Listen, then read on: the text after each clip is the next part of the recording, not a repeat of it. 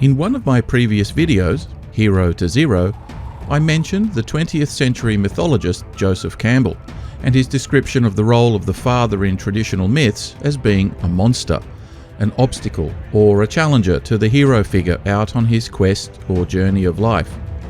I mention this because so many of us who are divorced fathers struggle to reconcile ourselves with the common experience of being rejected or ignored by our children.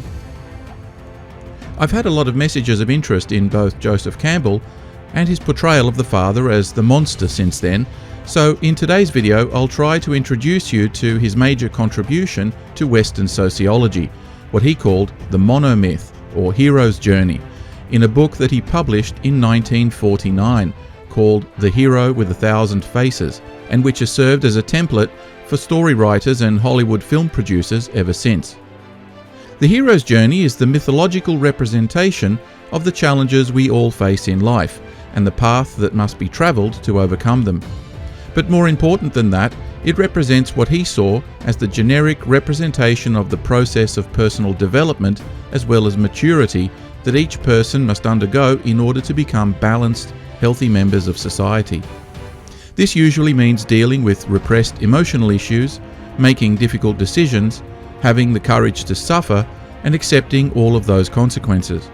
Campbell was influenced in his wide study of religion and mythology by psychologists such as Freud and Jung, who often used dream analysis, myths, and folk stories to illustrate their insights. Campbell once wrote, "A myth is a public dream, and a dream is a private myth." Both Jung and Campbell believed that certain archetypical ideas were expressed collectively. In other words, they believed that we all have similar mental representations of subconscious phenomena. These phenomena are expressed in dreams and stories that intuitively seem to resonate with all people, despite their cultural backgrounds and personalities. It is something that is imprinted on our DNA, like the instinctive fear all newly hatched chicks have of a snake or snake-like object, despite never having seen one. The hero's journey is a myth found in all cultures that provides a framework or path to resolution of an unfolding life drama that we can all learn from and take comfort in. This is why Campbell called it the monomyth, or the singular story that defines the human experience. The structure is comprised of 3 general phases, each with their own substages, and these are usually represented in a circular flow, symbolically, with the conscious world represented on top and the subconscious world below. The first phase is termed the departure. In this phase, the hero or protagonist lives in the ordinary, conscious world and receives a call to go on an adventure. He is reluctant to follow the call, but is helped by a mentor figure who offers guidance and protection. The second phase is termed the initiation. This phase begins with the hero then traversing the threshold into an unknown or special world, where he faces tasks or trials, alone or often with the assistance of helpers or other heroes. He eventually reaches the innermost cave, or the crisis point of his adventure, where he must undergo the ordeal, where he overcomes the main obstacle or enemy, undergoing a radical personal transformation and gaining his reward, usually a treasure or elixir. The third phase is the return. Now the hero must return to the ordinary world with his reward. He may be reluctant to return, or he may be pursued by the guardians of the special world, or possibly forced to return by outside forces, in order to share the treasure with his fellow man. In any case, he is no longer the same person he once was, and has special abilities or insights that show him as being a master of both worlds. You probably already have a half-dozen movies or so, stories or fairy tales that may come to mind, and that's no coincidence. Some authors, like J.R.R. Tolkien, who wrote Lord of the Rings, had an extensive knowledge of European myths and adopted the structure intuitively. George Lucas, who wrote Star Wars, studied Campbell's work and used it to enrich his own stories, just like the Wachowskis did with The Matrix. Virtually every screenwriter in Hollywood today employs some version of Campbell's monomyth structure, and most writing courses today refer extensively to it. Stories that veer from the formula just seem strange and unsatisfying.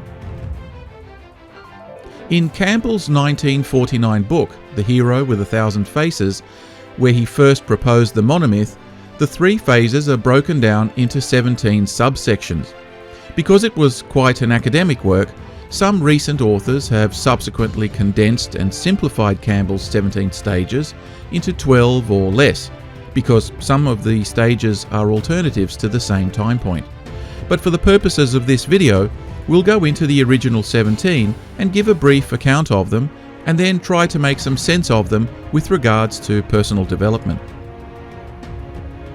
Stage 1. The call to adventure out of the ordinary world. In this stage, we see ourselves as living in a static, unchanging situation. We might think we are happy, content with the way we are, living in our own ignorance, living small, as some teachers might describe it. On the other hand, we may be bored, or even in a state of paralysis and yearning, but seeing no opportunities for a better life.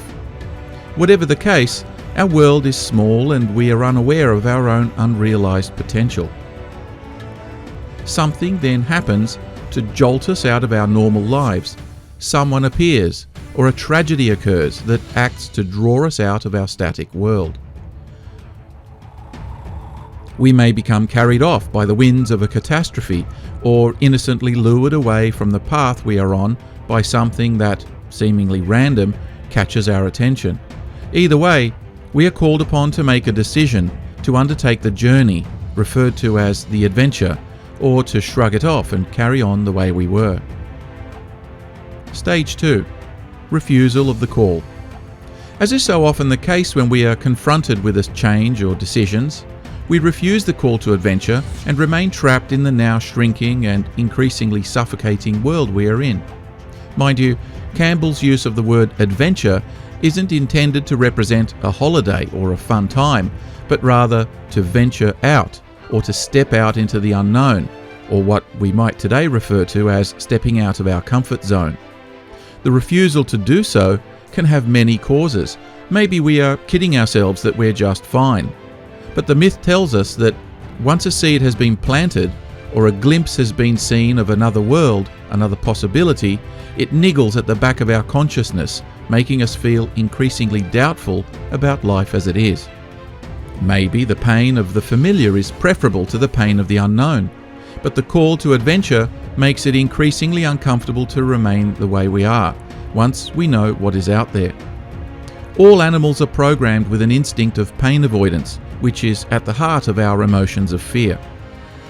Campbell describes the outside realm as a far-off land, full of monsters, as well as superhuman deeds. A dark forest full of danger, but within which is hidden El Dorado, or the City of Gold. It is always an unknown or mystical place full of possibilities of opposites, yet, having conceived of it, we typically keep trying to put off the adventure. We deny that we need to go, or we question our own worthiness or ability to participate. So often we use the excuses of duty or responsibility as justification for not undertaking the great task of personal transformation, because voluntarily getting out of our comfort zone is too confronting. On a journey such as this, we are forced to confront the weakness or the monsters that lie within ourselves. That's why we often need the aid, motivation, or guidance of a mentor in the stage that is referred to as the arrival of supernatural aid in stage 3. Campbell says that such a figure represents the benign, protecting power of destiny. Having responded to his own call and continuing to follow courageously as the consequences unfold, the hero finds all the forces of the unconscious at his side. Mother Nature herself supports the mighty task. The hero is given talismans, protective armor, and advice to reassure him and help him on his way. We might see this today as a friend's support in tough times, the words of a teacher or mentor figure, or it may be in the form of writings from a sacred book that comforts us during our darkest fears. Stage 4. Crossing the threshold. This is the point beyond which lies the great unknown. Once we enter, we cannot go back. We cannot undo our decision or backtrack. Like the knights of the Round Table on their quest, entering the dark forest at a point of their own choosing, or descending into the cave that leads to the centre of the earth, the forest envelops us, the cave seals over with a rockfall to ensure we can only move forward. Even Julius Caesar, standing on the banks of the Rubicon, full knowing the implications of his decision to cross with his army into Rome, declares, "Alea jacta est," the die is cast. History mimics myth, or we might say that history illustrates myth. At this point, there is often a threshold guardian, who often represents the forces of parental or tribal limitations, warning of imminent danger, and usually discouraging us to take the action that might spell our doom, just like our parents or our society try to discourage us from taking actions that might cause us pain, or upset the normal order of things. Better be safe than sorry. Curiosity killed the cat. Better the devil you know. Who do you think you are? There are countless cliches used to discourage someone from penetrating beyond the veil of the unknown. It represents the first conscious and courageous decision we make to break with the life we have lived up till now. Sometimes events overtake us and we stumble over the threshold, which represents the unconscious pushing us towards something we can't consciously comprehend or have maybe repressed. Sometimes the guardian demands a degree of prior knowledge, a key or a password that will see the way mystically open up, symbolically representing our admission by our own free will. Stage 5. The belly of the whale. The belly of the whale represents the final separation from the hero's known world and old self, and a conscious decision to accept the consequences, which, at that point, seem to be one of disaster and death. But in mythical terms, this represents a symbolic death to your past life and a rebirth into a new one. So many religions and initiation rituals throughout history involve this motif of voluntary death and rebirth. Modern Freemasons especially continue to represent this kind of idea as part of their cycle of personal development. In the biblical story of Jonah and the whale, Jonah refuses God's command to preach in the city of Nineveh, and as he flees onto a ship, God whips up a storm.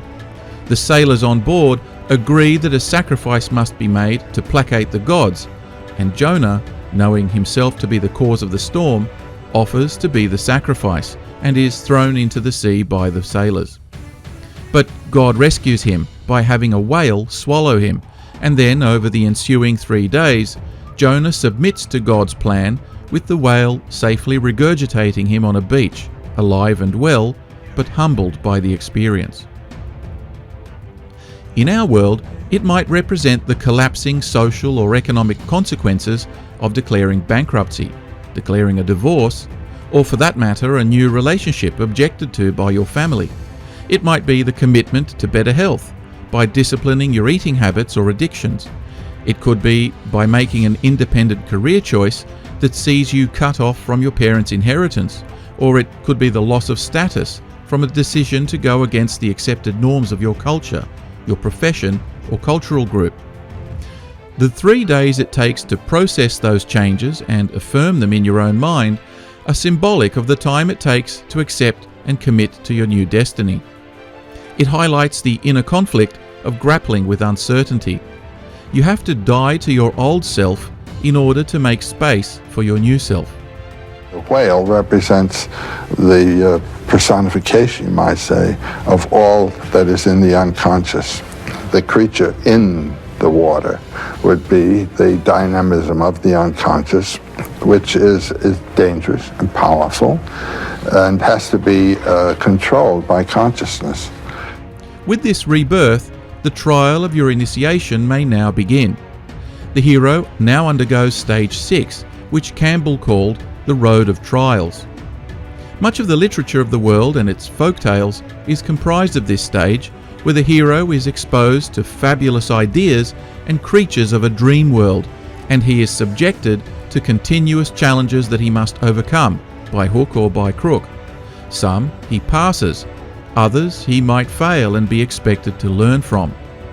My video on the 12 Labours of Hercules talks about this in more detail. In a sense, the hero at this stage is being tested, often with riddles, such as the Sphinx would give to travellers, or like Theseus finding his way through the labyrinth of the Minotaur, or Perseus perhaps defeating Medusa.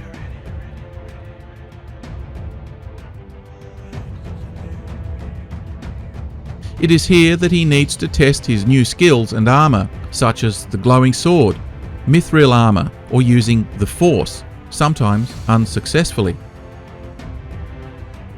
The mentor or new allies he has made on his quest often have to bail the hero out because of his inexperience, hurry, taking on too much, or the tendency to wallow in self-pity during temporary setbacks. We might see this as the unwise attempt at trying to solve every challenge on your own, only to have our failures teach us that we need to rely on the help of our friends, mentors, or even to put our faith in divine providence. These trials are meant to teach us to keep learning, to keep trying, but also to look beyond our own skill set. All growth is painful, but we can't solve problems that are bigger than ourselves just by growing. We also need to use the talents of those already big enough to help us.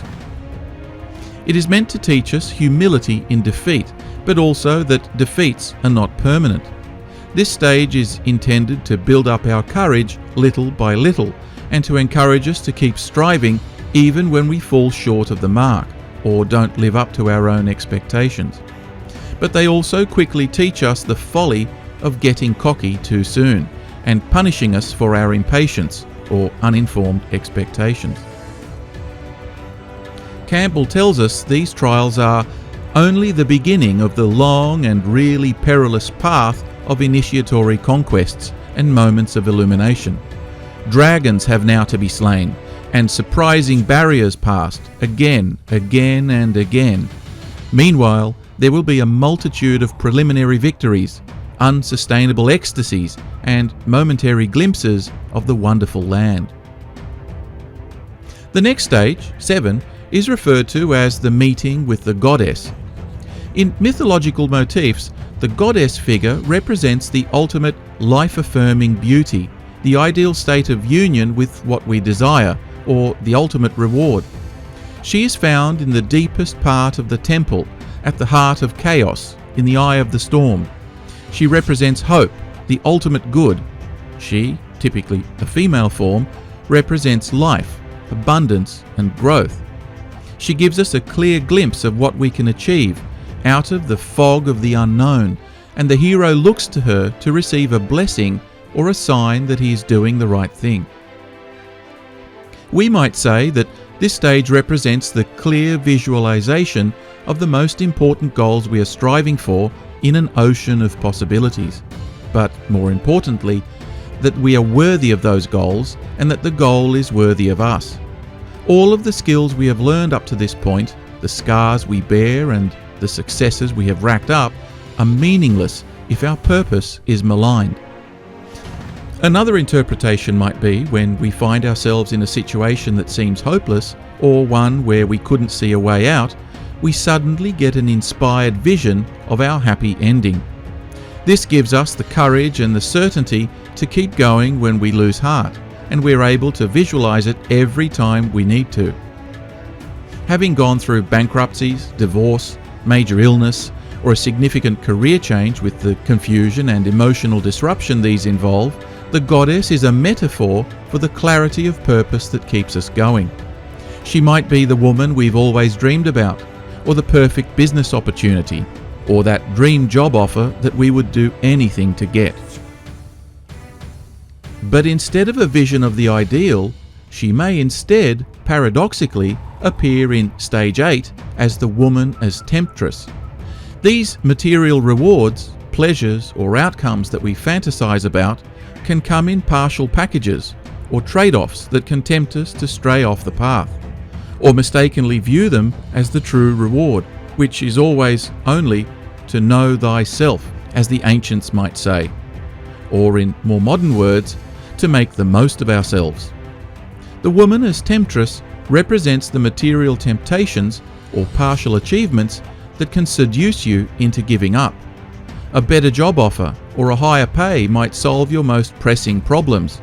They may even give you some wished-for freedoms, but they may require you also to sacrifice your other dreams, your bigger dreams. A new lover may treat you like a king, but distract you or even discourage you from taking the risks or pursuing the necessary and solitary tasks needed to achieve your real mission in life. They say you should be careful what you wish for.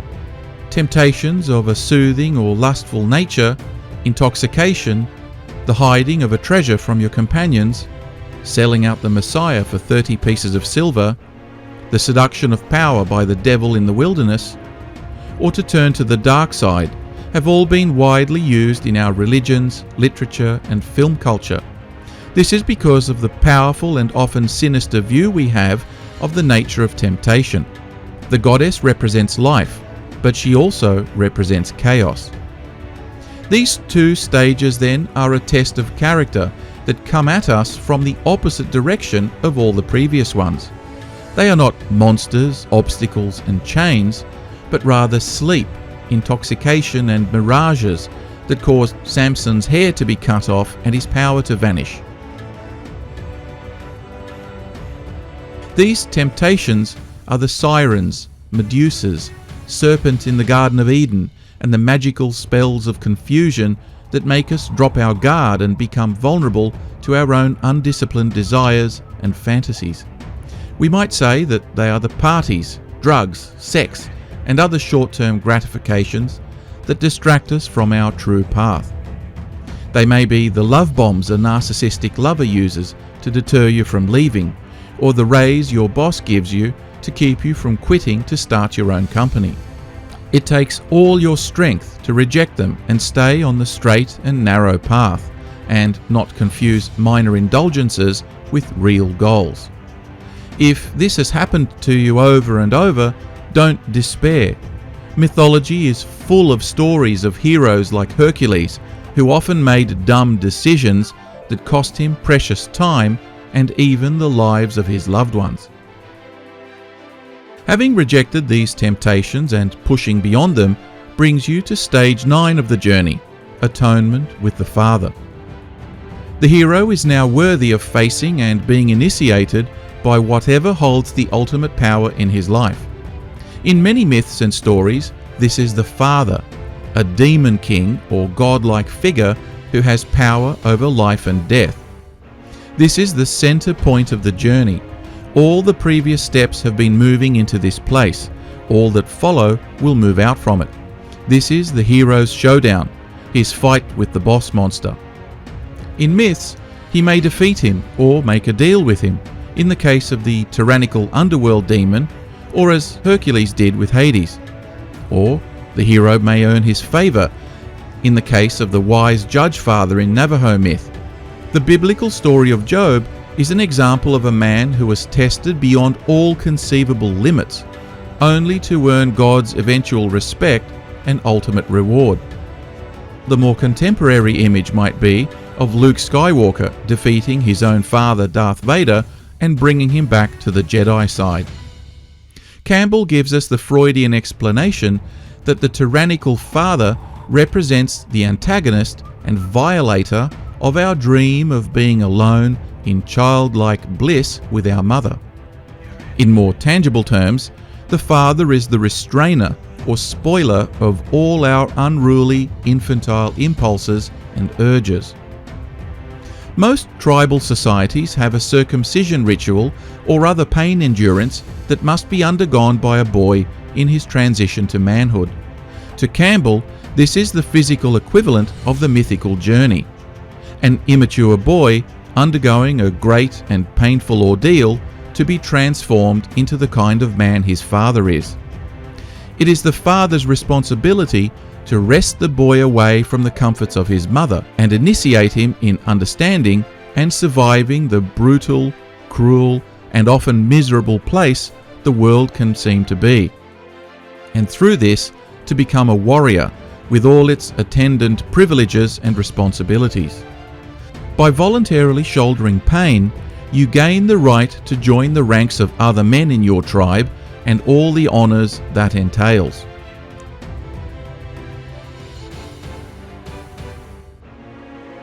In mythological terms, by shouldering the cross and a humiliating death to his old self, the son is raised to sit at the right hand of the father. In myths, the female principle is often represented as the giver of life, of hope and comfort. The male principle is represented as the giver of laws, judgment, and the continuity of time. Law brings order and regularity and stability. Seeds can germinate and crops ripen only if the order of the cosmos remains stable. If it descends into chaos, death ensues. To be mature was to integrate both aspects into yourself. Many ancient religions had this kind of dualistic understanding of the forces that shape the world and all things within it. There was an understanding that pain, suffering, and unhappiness were all a part of life, and the hero must be appropriately prepared for them, otherwise he won't be able to bring order out of chaos. In Western alchemical philosophy, the father as wise judge challenges the hero to rise to be more than he thinks he can be, not through pandering to his ego, but through constant physical trial. He holds the hero accountable. All of the trials thus far in the hero's journey may have actually been orchestrated by the father as a series of challenges to build his character. And at the critical point of confrontation, the hero finally understands the purpose of his trials. His victory over the father monster shows he is ready, that he is a master. In psychological jargon, the monster is just the personification of his own innermost fears. That's why in myths, the monster often vanishes after being beaten. However, just like in the ceremony of circumcision, the hero is himself often wounded and will carry that scar as a reminder of his ordeal for the rest of his life. This is why veterans wear medals on their left breast as scars or reminders of the courage it took to overcome the darkness in our own souls. But in matriarchal cultures, the marginalized father figure is often portrayed as a unidimensional demonic tyrant. His placement of obstacles, riddles and challenges to the would-be hero, who thus far has lived in a world of comfort, indulgence and ignorance of the real world, are simplistically perceived as evil attempts to destroy him, rather than to build him up. Young people, now more than ever, need to understand the monomyth. In confronting and atoning with the father, the hero matures to the realization that everything he has gone through had a higher purpose, and in doing so, he achieves a personal transformation that qualifies him to gather the promised treasure, or to drink the elixir of immortality. He comes to understand that he who chastises you is not necessarily your enemy. This is referred to as stage 10, or the apotheosis. It is the awareness of Neo that he is the One.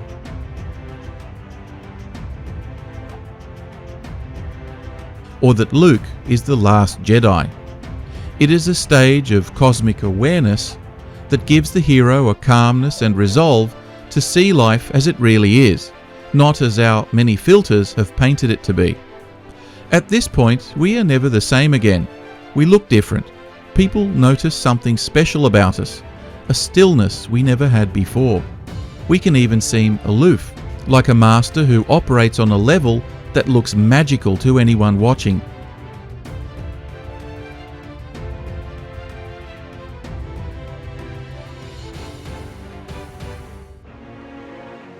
This is the point of enlightenment, where the Buddha touches the ground and claims that even the earth is his witness.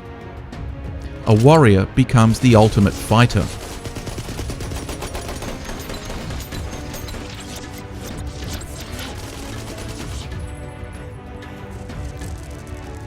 A magician becomes a white wizard.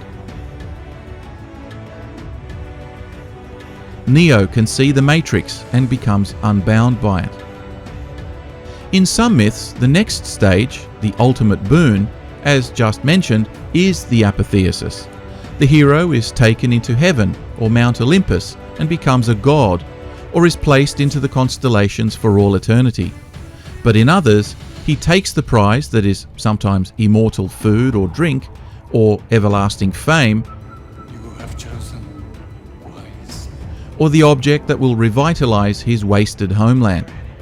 This prize is often also guarded by a dragon or a keeper, who is sometimes fierce and sometimes ethereal, and can represent or warn of the inherently corruptive quality of the boon, especially if one is not vigilant. If the hero is not ready, has cheated to get there, or is imperfectly trained, he may need to steal the prize, all of which may lead to a curse, which will require another quest to set right later.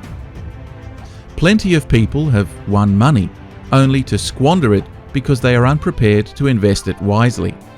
King Midas got his wish for everything he touched to turn to gold, which quickly turned his life into a nightmare. Myths are full of the idea that you need to be constantly careful what you wish for. The guardian of the ultimate boon is sometimes synonymous with the father and sometimes not. The father monster may represent the hero's own personification of ultimate power, but this may not be the universal one. Luke Skywalker defeated his own father, but still needed to defeat Emperor Palpatine. In that story, the point of reconciliation, ultimate victory, and the boon was the turning of his father to the good side, and himself killing Palpatine.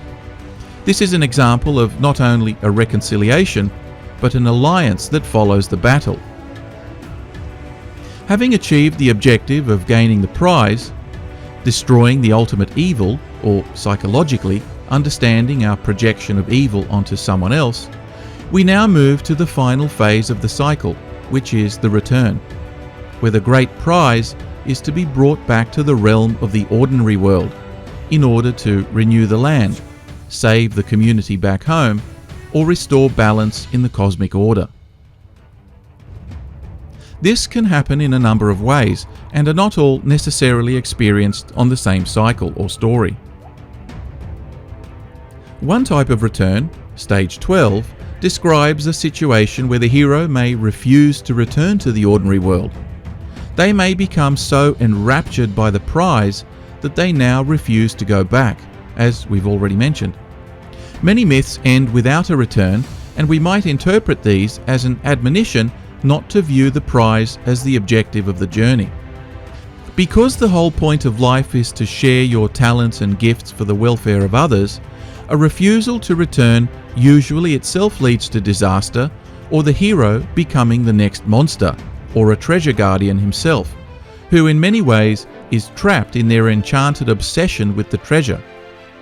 Sometimes the gods or guardians voluntarily hand over the treasure and entrust, even push the reluctant hero to go back to the outside world.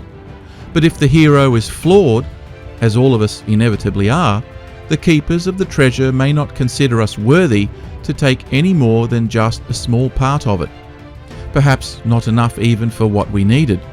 Or they may not believe the outside world is ready to receive a treasure that demands the rigors of a quest to prepare for. Sometimes the keepers or gods are jealous that the gifts bestowed on lesser creatures would make them equal, or at least arrogantly believe that they were, such as happened with Zeus when Prometheus created mankind and gave them the gift of fire. So the hero may need to steal the treasure and escape. Many myths and stories relate the fantastical and even comical escape of the hero back to the outside world in an alternative stage 13 called the magic flight, where they often need to rely on the help of their allies or just sheer luck to make it back in one piece. This might suggest to us that just because we have achieved the pinnacle of success or mastery doesn't mean we are entirely independent of the participation of others in our lives. The return can be as dangerous as the road of trials, and our new skills help us to scrape through, but the flight itself serves to remind us that we are still part of an interdependent whole, and that, even now, we may need to rely on the aid of higher power, closer friends, or just plain old risk-taking, which is a fundamental aspect of being alive. It is interesting to note that heroes often travel with a sense of urgency, while the subconscious realm operates with a much slower, almost timeless rhythm. Perhaps there are lessons for us here too.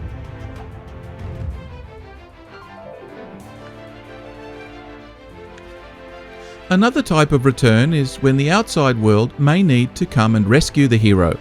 As mentioned earlier, leaving the blissful state may be a trial too difficult to overcome, or in Campbell's words, society is jealous of those who remain away from it and will come knocking at the door, in what Campbell calls the rescue from without.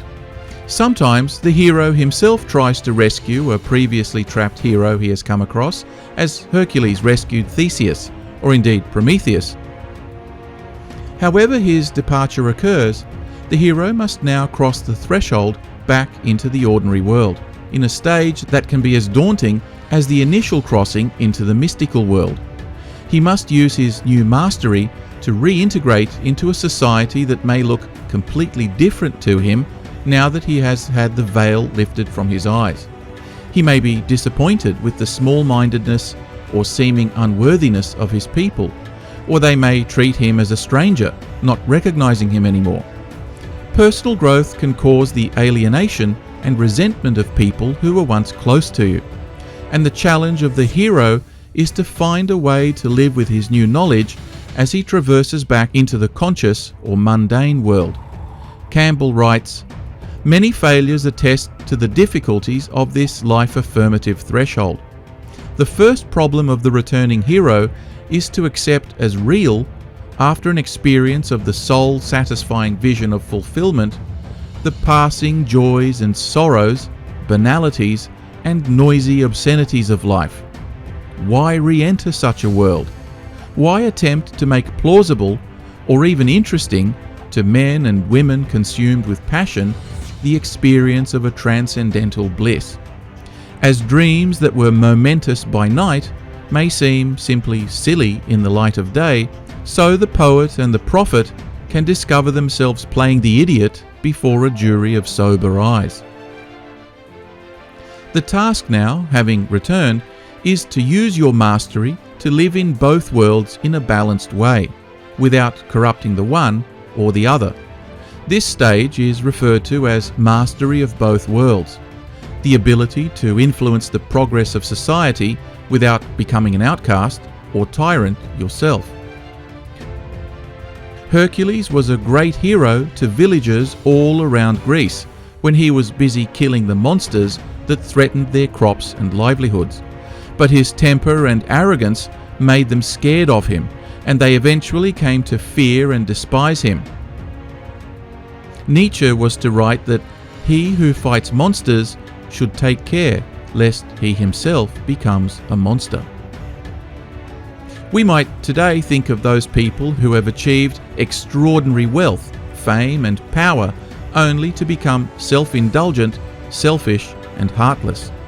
Or alternatively, there are many so-called spiritual, artistic or creative people who are always sick, broke and entitled, and expect the generosity and support of taxpayers, parents or governments to keep them alive.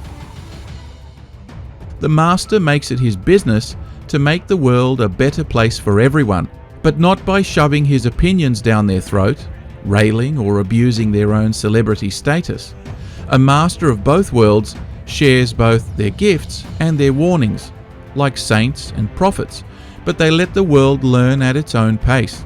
They have an acceptance of the natural flow of things, and they work their talents within this current, often becoming mentors to new heroes, out on their own quests. We might call this Jesus' admonition to "Render unto Caesar that which is Caesar's, and render unto God that which is his." Campbell also tells us the hero has freedom to pass back and forth across the world division, not contaminating the principles of the one with those of the other, yet permitting the mind to know the one by virtue of the other. And it's this freedom to live that marks the last stage on the hero's journey. In this stage, mastery of both worlds leads to freedom from the fear of death, which in turn is the freedom to live. This is sometimes referred to as living in the moment, neither anticipating the future nor regretting the past. In the Master's world, there is space and sympathy for gods and demons, mortals and immortals, the weak and the strong, rational and emotional, masculine and feminine. Order returns to the world and peace to the individual. So there you have it, my take on Joseph Campbell's hero's journey. In a sense, I found it comforting that the severe trials I had been undergoing in my own life have always been a part of the human narrative all around the globe. There are a continuous number of choices to make in life, constant trials to undergo, and lessons to be learned, and then, most importantly, shared. But the big lesson for me is that the journey is the prize, and perhaps the whole monomyth was best summed up by Winston Churchill at the darkest point of his own journey when he said, "Success is not final. Failure is not fatal. It is the courage to continue that counts." I hope you've enjoyed my take on this story. Please leave me a like, subscribe for new videos, and share your comments below. I always enjoy reading other perspectives. If you enjoy my content, please consider a small contribution to assist in the production of these time-consuming videos. There's a PayPal link in the description below. Till next time, walk tall. Cheers.